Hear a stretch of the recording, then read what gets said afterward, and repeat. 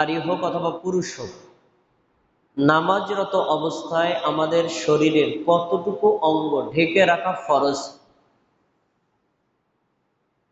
যেটুকু না ঢাকলে আপনার আমার নামাজ বা সালাত হবে না, এ বিষয়ে জানা আমাদের জন্য জরুরি। সালাত আদায় করা যেমন ফরজ, যতটুকু শরীর না ঢাকলে সালাত হবে না, এতটুকুর বিধান সম্পর্কে জানাও ফরজ। এই বিষয় সম্পর্কে যদি আমরা না জানি, তাহলে আমরা কষ্ট করে সালাত আদায় করব, আমাদের সালাত আল্লাহর দরবারে কবুল হবে না। বিশেষ করে আমাদের মা এবং বোনেরা যারা অতি কষ্ট করে বাসায় সালাত আদায় করেন, সালাতরত অবস্থায় সালাতে যতটুকু অঙ্গ তাদের ঢেকে রাখা ফরজ, এ বিষয়ে অনেকে জানেন না, আবার জানার পরেও অনেকে অবহেলা বশত মানেন না, যার ফলে আপনার সালাত আল্লাহর দরবারে কবুল হবে না। তাই এই সালাতের পোশাকের বিধান সম্পর্কে জানা নারী এবং পুরুষ উভয়ের জন্যই জরুরি। সালাতের পোশাক সম্পর্কে আলোচনা করার আগে আমাদেরকে জানতে হবে, আল্লাহ তাআলা মানুষকে দুইটা শ্রেণীতে সৃষ্টি করেছেন। একটি হলো নারী, আরেকটি হলো পুরুষ। পুরুষদের পোশাকের নিয়ম একরকম, আর নারীদের পোশাকের নিয়ম ভিন্ন রকম। এর কারণ হলো নারী পুরুষের গঠনগত, জন্মগত, সৃষ্টিগত বৈশিষ্ট্য আলাদা, তাদের পর্দার বিধানের নিয়মটাও আলাদা। ঠিক ওই নিয়মটা আবার সলাতের মধ্যে, সলাতরত অবস্থায়ও নারীর সতর একরকম আর পুরুষের সতর অন্যরকম। আমরা আগে প্রথমে আলোচনা করি পুরুষের সতর কতটুকু এবং পোশাকের ক্ষেত্রে পুরুষ কোন কোন বিষয়ে নজর রাখবে যাতে তার সালাত হয়। এরপরে আলোচনা করব একজন মা এবং বোন যখন সালাত আদায় করেন, তখন তার শরীরের কতটুকু অংশ ঢেকে রাখা ফরজ, মানে সতর, যেটুকু না ঢাকলে একজন মায়ের সালাত আল্লাহর দরবারে কবুল হবে না, সেইটুকু। আসুন আমরা একটু প্রথমে পুরুষদের বিধান নিয়ে আলোচনা করি। আল্লাহ তাআলা কোরআন মাজিদে সূরাতুল আরাফের 31 নম্বর আয়াতে বলেছেন, ইয়া বানি আদম, হে আদমের সন্তান।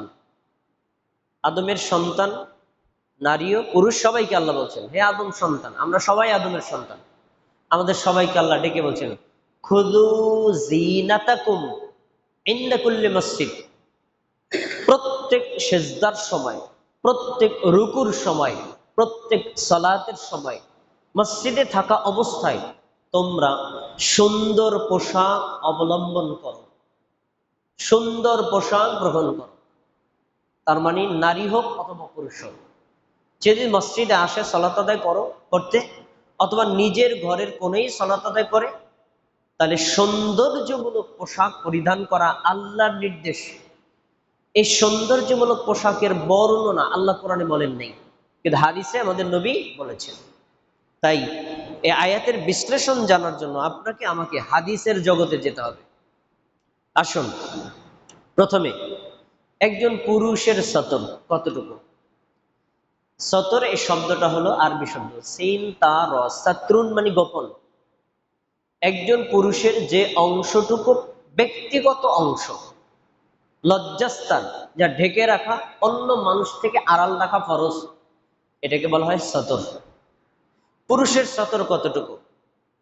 পুরুষের সতর হলো নাভি থেকে শুরু করে হাঁটু পর্যন্ত। নাভিটা ঢাকা থাকবে, হাঁটুটা ঢাকা থাকবে, এবং নাভি এবং হাঁটুর মাঝখানে যতটুকু অংশ আছে, পুরো অংশ অন্য মানুষের দৃষ্টি থেকে ঢেকে রাখা ফরজ। এটা নামাজের মধ্যেও ফরজ, নামাজের বাইরেও ফরজ। ছোটবেলায় আমাদের দাদাদেরকে দেখছি একদম রাম কাসা দিয়া পানিতে নেমে যেত। এটা ব্যক্তিত্বের লঙ্ঘন। এক তো শরীয়তের লঙ্ঘন, একটা হলো ব্যক্তিত্বের লঙ্ঘন। এই কাজ যারা করে তারা কিন্তু সমাজে আসলে সম্মান পায় না। ব্যক্তিত্ব নষ্ট করা যাবে না। আপনি যে হালাতে থাকেন, আপনি যে অবস্থায় কাজ করেন, কমপক্ষে নাভি থেকে হাঁটু এই অংশটুকু ঢেকে রাখতেই হবে। এ বিষয়ে সুনানে বাইহাকিতে একটা হাদিস আছে, ওয়াল আওরাতু ফীমা বাইনা সুররাতি ওয়ার রুকবা, একজন পুরুষের গুপ্তাঙ্গ লজ্জাস্থান সতর হলো নাভি থেকে হাঁটু পর্যন্ত, এই পুরো অংশটা ঢেকে রাখবে একজন পুরুষ। এটা তার জন্য ফরজ, নফল না, ফরজ। এমনকি এটা মৃত্যুর পরেও ফরজ। আমি মারা গেছি, কোনো কারণে যদি আমার হাঁটু বের হয়ে যায়, আপনি দেখেন না, আপনার উচিত আমাকে ঢেকে দেওয়া। এটা মানুষের একটা সম্মানের সাথে জড়িত। আচ্ছা, এই যে ফরজটা বললাম, এই ফরজটা নামাজের বাইরে যেমন ফরজ, ভিতরেও ফরজ।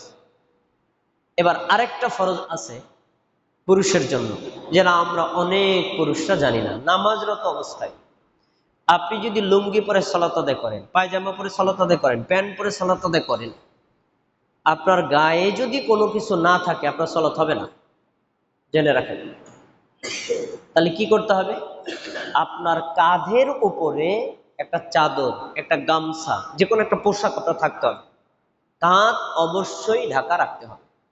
দেখুন হাদিস, সহিহ বুখারী হাদিস, আবু হুরায়রা রাদিয়াল্লাহু আনহু বলেন, নবী সাল্লাল্লাহু আলাইহি ওয়াসাল্লাম বলেছেন, লা ইউসাল্লি আহাদুকুম ফিস সাওবিল ওয়াহিদ লাইসা আলা আতিকিহি শাইউন, তোমাদের মধ্যে কোনো পুরুষরা যদি এক পোশাকে নামাজ পড়ে, এক পোশাকে, যেমন আপনার পরনে একটা প্যান্ট আছে, অন্য কোনো পোশাক নাই, এই অবস্থায় নামাজ যেন না পড়ে। কি করবে তাহলে?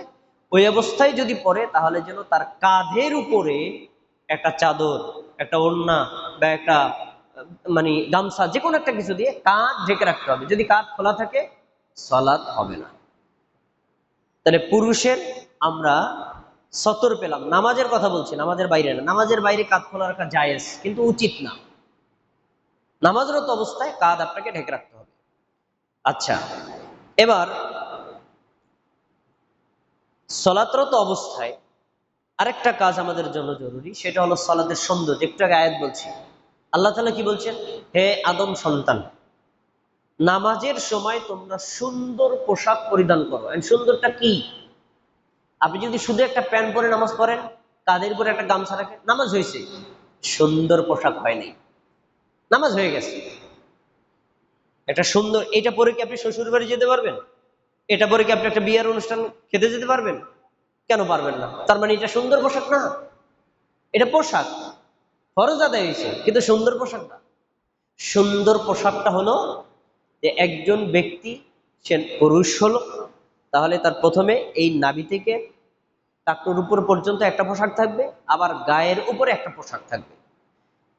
এই দুইটা পোশাক সে পরে তারপর সালাত আদায় করবে। সেটা হতে পারে পাঞ্জাবি, হতে পারে জামা, কোনো সমস্যা নাই, পরে তারপরে সালাত আদায় করবে। এখন এই যখন আপনি সালাতটা আদায় করলেন, তখন মাথাটা ঢেকে রাখতে আলাদা সুন্নাত। আমাদের মধ্যে অনেকের এই বিষয়টা অবহেলা আছে। নামাজের বাইরে যেমন আমরা মাথা খোলা রাখি, নামাজের মধ্যেও খোলা রাখি। নামাজের বাইরে অথবা ভিতরে সবসময় মাথাটা ঢেকে রাখা একটা পুরুষের ব্যক্তিত্ব, এটা একটা আলাদা সুন্নাত। নামাজের সুন্নাত না, আলাদা একটা সুন্নাত। মাথাটা ঢেকে রাখা একটা ব্যক্তিত্ব, পুরুষের একটা ব্যক্তিত্ব সুন্নাত।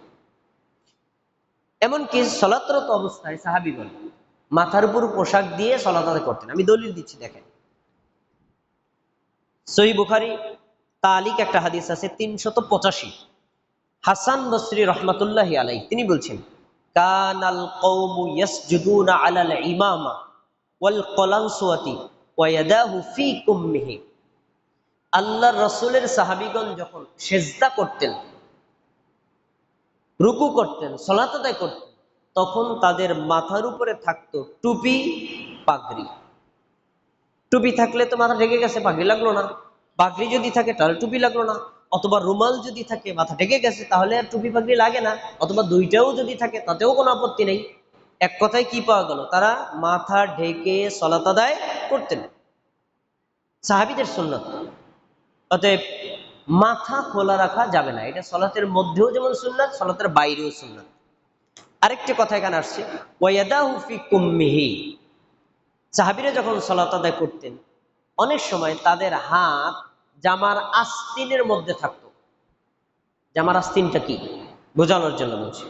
এই যে আমরা যে কফটা দিয়েছি, ধরেন কফটা খোলা রাখেন, আমার এই হাতের কফটা যদি এই পর্যন্ত লম্বা হতো, আমার হাতটা কিন্তু কফের ভিতরে ঢুকে যেত, তাই না? এই কথা বলা হয়েছে। সাহাবাই কেরাম যখন সালাত আদায় করতেন, তখন অনেক সময় তাদের এই যে হাতার ভিতরে আস্তিনের মধ্যে নিজেদের হাত ঢুকে যেত। তার মানে আস্তিনটা তাদের বড় ছিল, কমপক্ষে এই পর্যন্ত তো হবে। তাহলে আমরা এখান থেকে আরেকটা সুন্নাত পাই, যে কমপক্ষে এইটুকু পর্যন্ত পুরুষের ঢেকে রাখা সুন্নাত, ফরজ না। আপনি খোলা রাখছেন এই পর্যন্ত, সালাত হয়ে গেছে, কিন্তু সুন্নাত। এজন্য আপনারা যাদের বড় পোশাক আছে, তারা ফুল হাতা জামা পরবেন, হাফ হাতা গেঞ্জি পরে সালাত করবেন না। করলে সালাত হবে, কিন্তু সুন্দর পোশাক হলো না। এটা হলো সালাতের একটা সৌন্দর্য। আচ্ছা, এরপরে আরেকটি ফরজ বিধান, এটা সালাতের বাইরেও যেমন সালাতের ভিতরেও তেমন, তবে সালাতের ভিতরের ব্যাপারে একটু কঠোর বানিয়ে আসছে। কি? একজন প্রাপ্ত বয়স্ক পুরুষ, অর্থাৎ 10 বছর থেকে শুরু করে একদম বৃদ্ধ পর্যন্ত, একজন প্রাপ্ত বয়স্ক পুরুষ সর্বদা অল টাইম 24 ঘন্টা টাকলু খোলা রেখে চলাফেরা করবে। টাকলুর নিচে পোশাক পরতে পারবে না, পরলে হারাম, কবীরা গুনাহ, জাহান্নামে যাওয়ার একটা কারণ। এই বিধানটা সলাতের মধ্যেও যেমন, সলাতের বাইরেও তেমন। সলাতের মধ্যেও ফরজ, বাইরেও ফরজ। এ কথা আমি কেন হাইলাইট করে বলছি জানেন? আমাদের কিছু ভাইদেরকে দেখা যায়, তারা বাইরে একদম টাকটুর নিচে প্যান্ট পরে জুতা পরে ঘুরে ফিরে আসছে, মসজিদে ঢোকার আগে, অজু করার আগে প্যান্টটা পরতেছে। তার মানে তিনি বুঝাইছেন মনে হয় নামাজের আগে এটা বইটা রাখতে হয়। আবার মসজিদ থেকে বের হওয়ার সময় বটা খুলে দিলেন। তিনি মনে করেছেন মনে হয় নামাজরত অবস্থায় এই টাকটু খোলা রাখতে হয়, নামাজের বাইরে ঢেকে রাখলে সমস্যা নেই। এই ভুল। 24টা ঘন্টাই এই বিধান। আচ্ছা, তবে সলাতরত অবস্থায় কোনো প্রাপ্তবয়স্ক পুরুষ যদি টাকটুর নিচে পোশাক রাখে, তার সালাত কবুল হবে না। কঠিন কথা কিন্তু, কঠিন কথা কিন্তু। আমি দলিল দিয়ে বলবো, একটাও মন গড়া না। আবু দাউদের 638 নম্বর হাদিস, আবু হুরায়রা রাদিয়াল্লাহু আনহু বলেন, বাইনামা রাজুলুন ইউসাল্লি মুসবিলান ইজারা, একজন সাহাবী টাকলুর নিচে লুঙ্গি বা প্যান্ট বা পায়জামা পরে নামাজ পড়ছিলেন। নামাজ যখন পড়ছে তখন টাকলু ঢাকা ছিল। এরপরে নামাজ শেষ করার পরে আল্লাহ রাসূল তাকে বলছেন, ইযহাব ফাতাওয়াদ্দাহ, তুমি যাও আবার অজু করে আসো, অজু করে এসে আবার নামাজ পড়ো। ফাযাহাবা ফাতাওয়াদ্দাহ, লোকটা চলে গেল, অজু করলো, তারপরে আবার আসলো। এরপরে আবার বললেন, যাও আবার অজু করে আসো, লোকটা আবার অজু করে আসলো। এভাবে 3 বার অজু করে আসছে। অজু করে আসার পরে তখন একজন সাহাবী পাশে দাঁড়াইয়া আল্লাহর নবীর এই হুকুমটা শুনছেন, ওনারে 3 বার অজু করতে বললেন। এখন ওই সাহাবী আমাদের নবীকে বলছেন, আল্লাহ রাসূল, উনি তো একবার অজু করছে, 2 বার অজু করছে, আবার আপনি অজু করতে বললেন কেন? আবার একটু আগে নামাজ পড়লো, অজু তো ভাঙে নাই, আপনি তারা আবার অজু করতে বললেন কেন? তখন রাসূল সাল্লাল্লাহু আলাইহি ওয়াসাল্লাম বলছেন, ইন্নাহু কানা ইউসাল্লি ওয়া হুয়া মুসবিলুন ইজারা, সে যখন নামাজ পড়ছিল তখন তার টাকলুর নিচে পোশাক ছিল, টাকলুর নিচে পোশাক ছিল। আর ওয়া ইন্নাল্লাহা তাআলা লা ইয়াকবালু সালাতা রাজুলিন মুসবিলিন ইজারা, কোন প্রাপ্তবয়স্ক পুরুষ যদি টাকলুর নিচে প্যান্ট পায়জামা লুঙ্গি অথবা অন্য পোশাক পরে নামাজ পড়ে, আল্লাহ তাআলা ওই নামাজ কবুল করেন না। একেবারে স্পষ্ট হাদিস। এই হাদিসটা আপনি ভাঙ্গা চুরা কোনো ব্যাখ্যা কোনো দিকে টাইনে নিতে পারবেন না। তাহলে বোঝা গেল টাকলুর নিচে পোশাক পরিধান করা নামাজরত অবস্থায় কি হারাম, পড়লে নামাজ হবে না, স্পষ্ট হাদিস। আচ্ছা, আরেকটু কঠোর কথা বলে রাখি, সলাতরত অবস্থায় অথবা সলাতের বাইরে টাকলুর নিচে পোশাক পরা হারাম। এই হারাম আরো কঠোর হয় যদি এইভাবে পোশাক পরে সে গৌরব অহংকার করে, আরো কঠোর হয়। দেখেন রাসূল সাল্লাল্লাহু আলাইহি ওয়াসাল্লাম কি বলছেন, মান আসবালা ইজারুহু ফি সালাতি খুয়ালা ফালাইসা মিনাল্লাহি ফি হিল্লিন ওয়ালা হারাম, যে পুরুষ নামাজের মধ্যে অথবা নামাজের বাইরে টাকনুর নিচে পোশাক পরে এবং এটা নিয়ে গৌরব করে, ওই ব্যক্তি এবং আল্লাহর মাঝখানে হালাল হারামের কোনো বিধান থাকে না। আল্লাহ হারাম করেছেন, আপনি কোনো মূল্যায়ন করছেন না। আল্লাহ হালাল করছেন, আপনি দান দিচ্ছেন না। তাহলে আল্লাহ আর আপনার মধ্যে কোনো মূল্য, কোনো সম্পর্কই নেই। তাহলে বোঝা যাচ্ছে যে এটা কঠোরভাবে নিষেধ। টাকনুর নিচে পোশাক পরিধান করা যাবে না নামাজের বাইরে এবং ভিতরে। নামাজের ভিতরে যদি পড়েন নামাজ হবে না। আচ্ছা, এক কাপড়ে সালাত আদায় করা যায়। এক কাপড়ে সালাত আদায় করা যায় মানে কথা আসছে কেন? সাহাবীদের জমানায় অনেক সাহাবী অনেক অসহায় ছিলেন, তাদের গায়ে একটা পোশাক ছিল, আর কোনো পোশাকই ছিল না। এক পোশাক পরে তারা সালাত আদায় করতেন।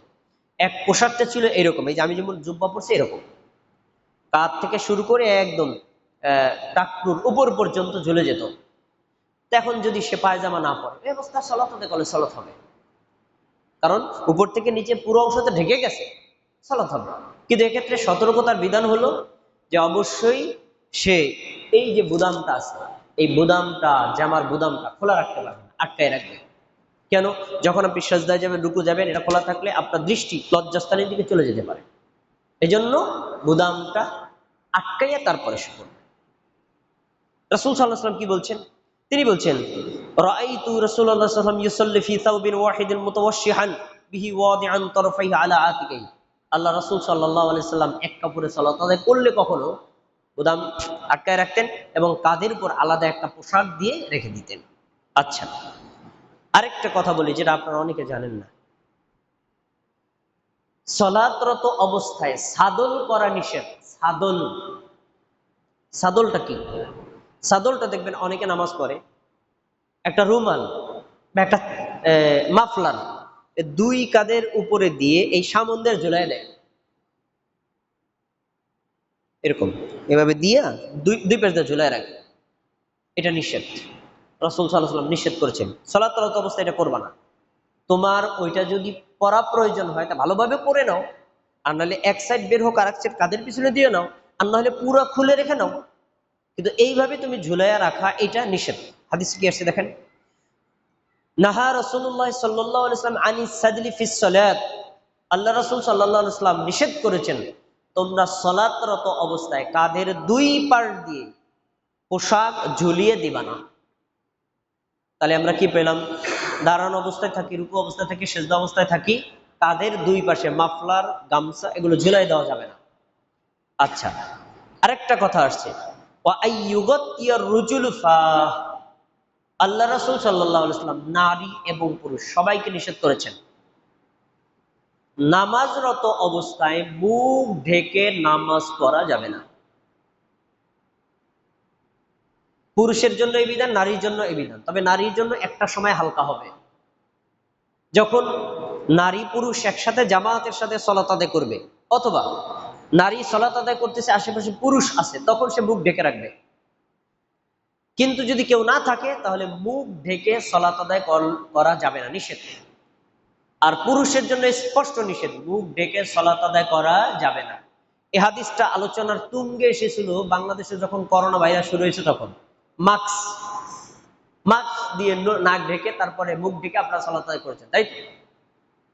নিষেধ, নিষেধ তো নিষেধ। করোনা ভাইরাস আসছে চলে গেছে, অনেকে শরীয়তের বিধান উল্টায় দিছে। কিভাবে উল্টায় দিল? দুইজনের মাঝখানে 3 ফুট ফাঁকা রাখতে হবে। তিনজন মুসল্লি একে মোটর সাইকেলে আসছে, দুইজনের মাঝখানে 1 ইঞ্চিও ফাঁকা ছিল না। একসাথে তিনজনে মোটর সাইকেলে আইসা মসজিদের মধ্যে মাঝখানে ফাঁকা রাখছে কয় ফুট? 3 ফুট। হাস্যরসাত্মক জিনিস না? মানে নামাজের তো অবস্থা করোনা ভাইরাস শুরু, আর মোটর সাইকেলে থাকতে করোনা ভাইরাস থাকে না? ইসলামী শরীয়তকে এভাবে অবহেলা করা যাবে না। আল্লাহ রাসূল নিষেধ করেছেন যে সালাতরত অবস্থায় মুখ ঢেকে সালাত আদায় করা যাবে না, অতএব আপনি মুখ ঢাকতে পারবেন না, ব্যাস এটি বিধান। আচ্ছা, এরপরে সালাতরত অবস্থায় আপনার গায়ে যে পোশাক থাক, পোশাকটা স্বাভাবিক থাকবে, পোশাকটা রুকুর সময়, সাজদার সময় গুটিয়ে নেওয়া যাবে না, যেভাবে সেভাবে থাকবে। কেন? আপনি যেভাবে আল্লাহ তাআলাকে সাজদা দিচ্ছেন, আপনি যেভাবে আল্লাহ তাআলাকে রুকু করছেন, আপনার গায়ে পোশাকটাও এভাবে রুকু এবং সাজদা করছে। হাদিস দেখেন, আব্দুল ইবনে আব্বাস রাদিয়াল্লাহু আনহু বলেন, রাসূল সাল্লাল্লাহু আলাইহি ওয়াসাল্লাম নিষেধ করেছেন, রাসূল সাল্লাল্লাহু আলাইহি ওয়াসাল্লামকে আল্লাহ তাআলা আদেশ করেছেন যে তুমি 7টি অঙ্গে সাজদা দেবা। রাসূলের আদেশ মানে আমাদের সবার জন্য প্রযোজ্য।